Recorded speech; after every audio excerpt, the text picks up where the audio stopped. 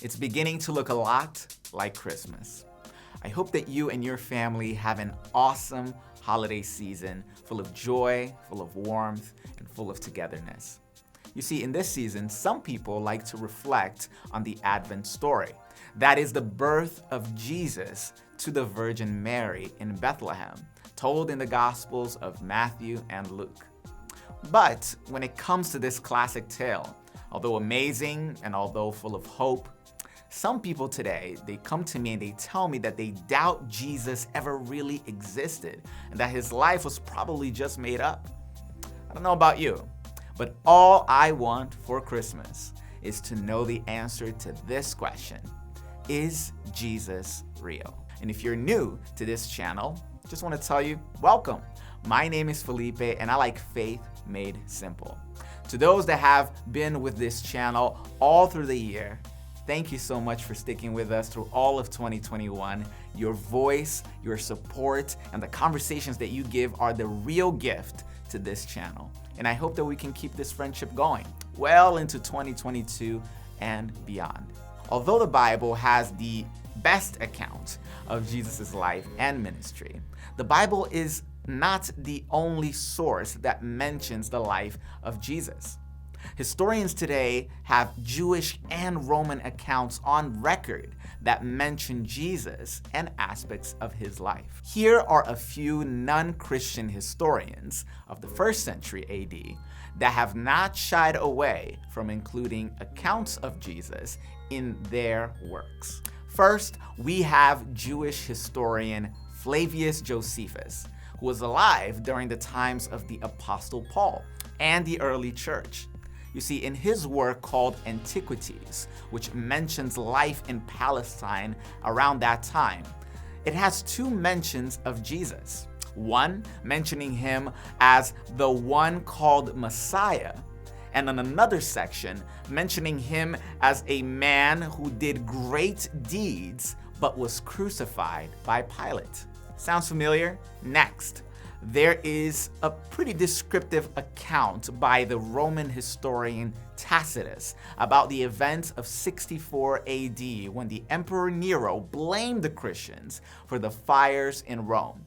Tacitus wrote this: "Nero fastened the guilt on a class hated for their abominations, called Christians by the populace. Christus, from whom the name had its origins, suffered the extreme penalty during the reign of Tiberius at the hands of Pontius Pilate." Sounds familiar, right? The fires that destroyed Rome were very real, and although the emperor could have blamed the actual cause of the fire, he chose to target a rogue faith group who was growing and growing, and it was led by men and women who were the disciples of Jesus. Tacitus was a non-Christian. He acknowledges the existence of Jesus and even mentions Tiberius as a historical marker that matches exactly with the account of Jesus' death in the Gospels. Now check this out. These are not the only Christian accounts that mention Jesus as a true historical figure. There are more. There is historical evidence for the existence and the ministry of Jesus. Jesus is real. Now, I believe that Jesus was more than just a great and influential man. I believe that he is the Son of God. I believe that he came here to earth from heaven to save all of mankind from destruction that would soon fall on this planet. Remember when we talked about the end of the world? I believe that Jesus came, died, and rose from the dead to show you and me that there is a life beyond death, a better life. That's why he conquered death. I like what the prophet Isaiah says when he mentions Jesus 700 or so years before Jesus was even born. Check this out. Isaiah chapter 9 verse 6 says, "For a child is born to us, a son is given to us. The government will rest on his shoulders, and he will be called Wonderful Counselor, mighty God, everlasting Father, and Prince of Peace. You see, I don't know what you believe, and you're free to choose what you believe. But to those that are open to seeing Jesus from a new angle, I want to make an invitation for you to try and see what Jesus is really about.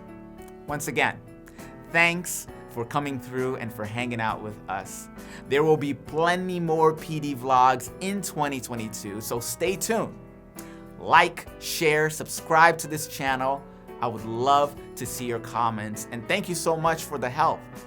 I'm thankful for you, I appreciate you, and I want to wish you and your loved ones a Merry Christmas, a Happy New Year. Peace out.